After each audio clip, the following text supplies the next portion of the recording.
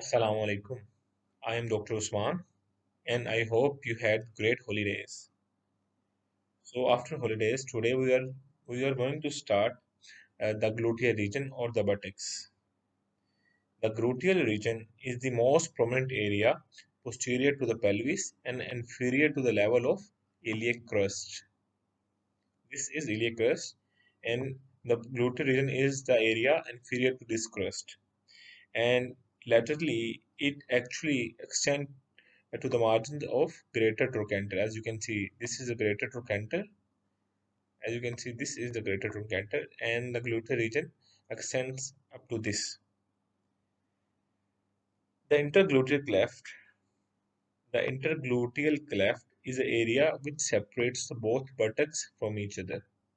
Okay, and the gluteal muscles are the most prominent muscles which form the bulk of this gluteal region. This all is formed by gluteal muscles, which we will be studying shortly. And it's the inferior margin of the inferior boundary of the buttocks, and the superior boundary of thigh is actually made by the gluteal fold. This is These are the gluteal folds, and they form the inferior boundary of buttocks and as well as the superior boundary of the thigh.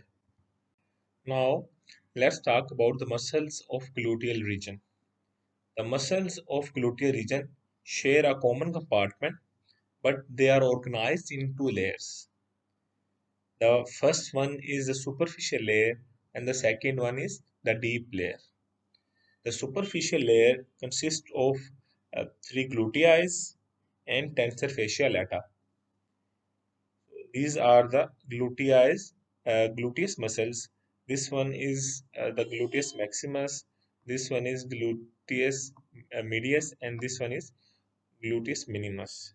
And then we have another muscle that is tensor fascia lata.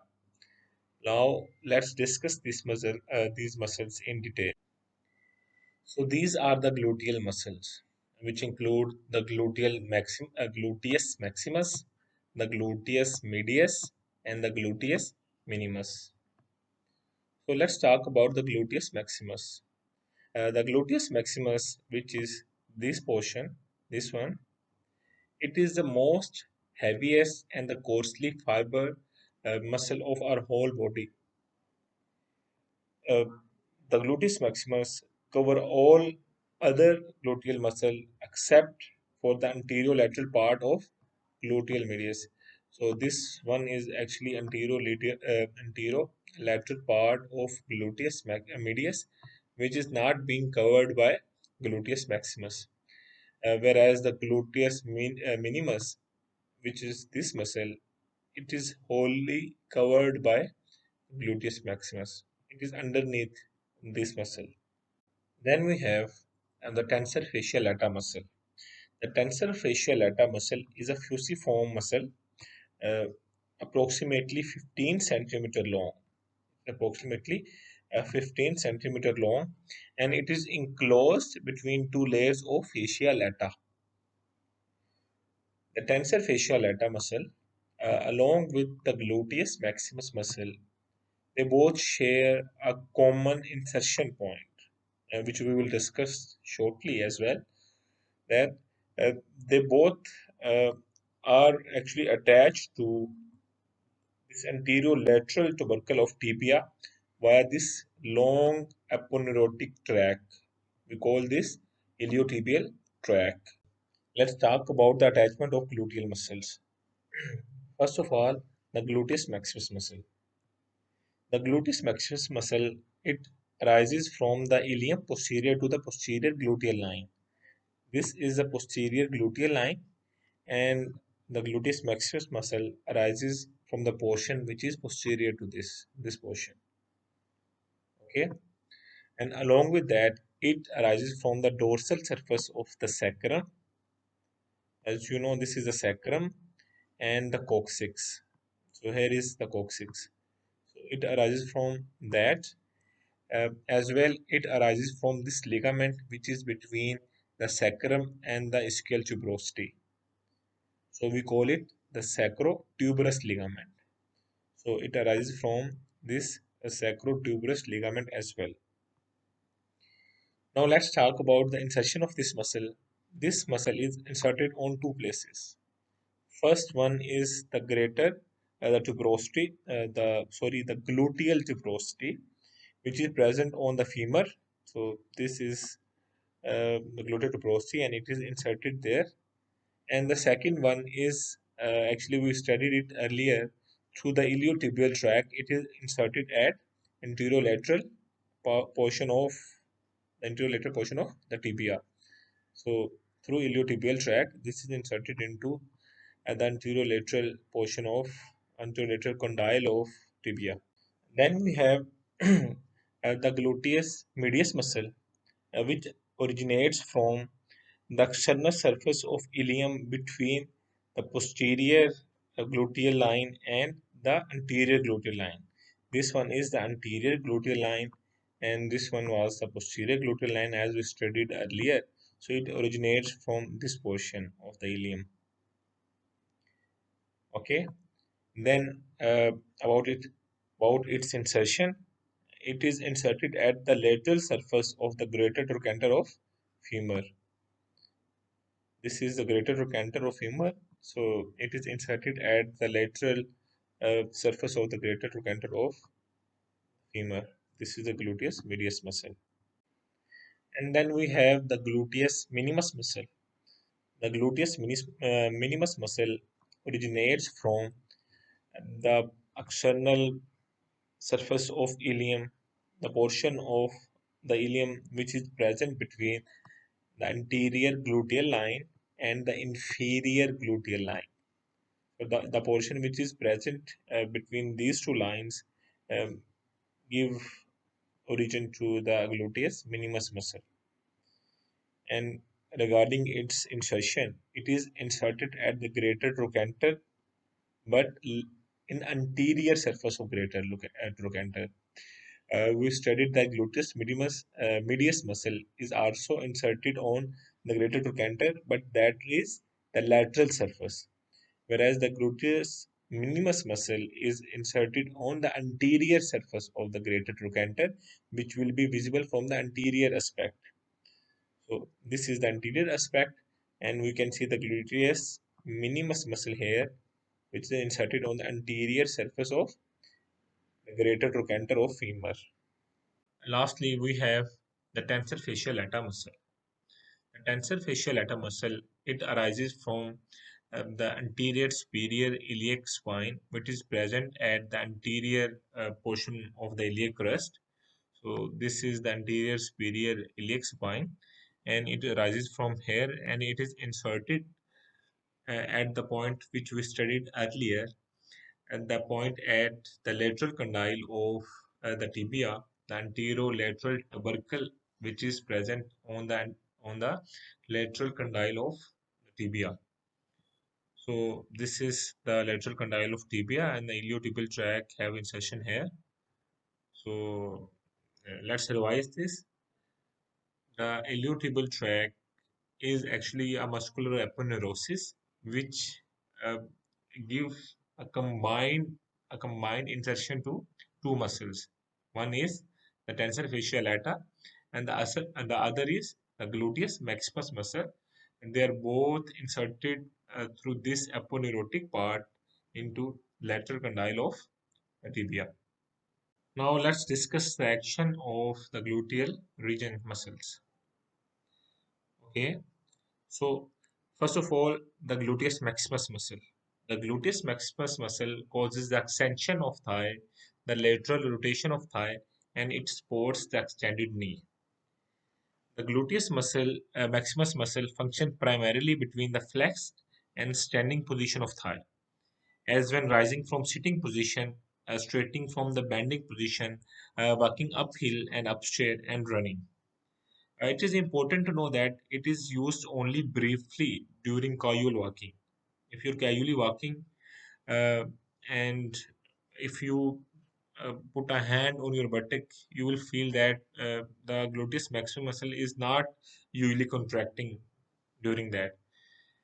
Apart from that, when you are standing motionless, then the gluteus muscle is not used at all. The gluteus maximus muscle is not used at all. Now, about the other muscles, the gluteus medius, the gluteus minimus, and the tensor fascia lata muscle, they help in abduction of thigh, the medial rotation of thigh, and they maintain the balance of body when the opposite foot is off the ground. Especially the gluteus medius and gluteus minimus muscle, they are involved in keeping the hip steady, like they maintain the balance of the body. So, if there is injury to these two muscles, then there is tilting of pelvis, which we will study in a little bit in our clinicals. That how the nerve which is supplying to these muscle, if that is injured, we get a specific kind of tilting of the hip. And the nerve supply of these four muscles is pretty easy to remember. The gluteus maximus muscle is supplied by inferior gluteal nerve, whereas the gluteus medius, the gluteus minimus, and the tensor fascia lata are all supplied by the same nerve, the superior gluteal nerve. That's what we have to remember. So now let's talk about the gluteal bursas. So first of all, I think you may have idea what is a bursa. A bursa A bursa is a membranous sac lined by a synovial membrane, and it contains the capillary layer of slippery fluid which resembles egg white. So this is what a bursa is. It is a membranous sac lined by a synovial membrane of fluid, and these bursas are located in areas which are subject to this area which are subject to constant friction. For example, on the joints or when the muscle is moving over a bone. So the purpose of these bursas is to reduce the friction and permit the free movement. So in the gluteal region, we mainly have three bursas. The first one is trochanteric bursa, which is between the greater trochanter and the gluteus maximus. The other one is glutofemoral bursa, which is between the iliotibial band and the vastus lateralis. We will study that later. And then we have the ischial bursa, which is between the gluteus maximus and the ischial tuberosity. So there is a very important clinical which is related with these bursas, that is bursitis. So, as the word suggests, whenever you see an itis, it means inflammation. Okay, so the word bursitis mean the inflammation of the bursas. So, as you can see, this is a trochanteric bursa. So, inflammation of trochanteric bursa will be trochanteric bursitis. Similarly, a gluteofemoral bursa will be gluteofemoral bursitis, and ischial bursa will be ischial bursitis. So first of all, let's talk about the trochanteric bursitis. So trochanteric bursitis is the inflammation of the trochanteric bursa. Uh, it may be due to the repetitive actions such as climbing stairs while carrying heavy objects or running on a steep area. So the repeated movement on this bursa will result in injury to this bursa, and the injury to this bursa will cause the inflammation of this bursa, which we call trochanteric bursitis. So this type of friction bursitis is characterized by a point tenderness over the greater trochanter. What is tenderness? Tenderness is exhibition of pain when you touch something. That is tenderness. So if you touch the area near greater trochanter of this patient, he will exhibit a sharp type of pain. Okay. Moreover, there is another manual test which we perform to check for this bursitis. That is, you ask that person to lie on unaffected side, and then ask him to abduct and laterally rotate his thigh and against resistance. You try to stop that, and he will try to uh, laterally rotate and abduct his thigh. And if there is pain on this movement and this procedure and this maneuver, then the person is suffering from trochanteric bursitis. Now, then there is ischial bursitis. As the name suggests, it is the bursitis, the inflammation of ischial bursa. So it happens similarly in the same fashion. The recurrent microtrauma resulting from the repeating stress, especially from cycling, rowing, and other activities in which you repeatedly extend hip while you are sitting, like in cycling. So this type of repeated injury may cause trauma to this bursa, and it may cause inflammation as bursitis. Okay. So there is localized pain on the posterior region of thigh, and the pain will increase with the contraction of gluteus maximus. Moreover, if this bursitis goes on for a long time, some calcification may develop in this bursa, which may further complicate this issue.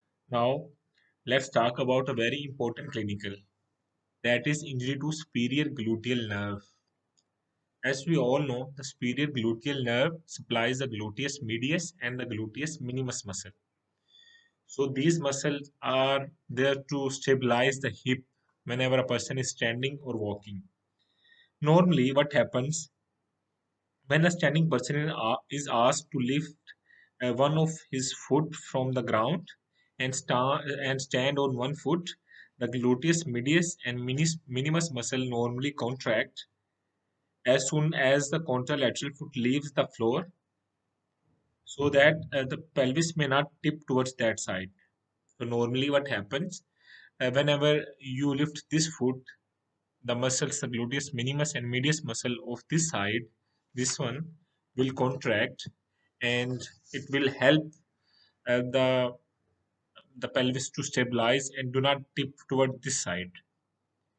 But due to injury, for example, if there is an injury to the muscles, to the nerves supplying to these muscles, for example, there is a superior gluteal nerve injury, then what happens if the person lift this foot from the ground?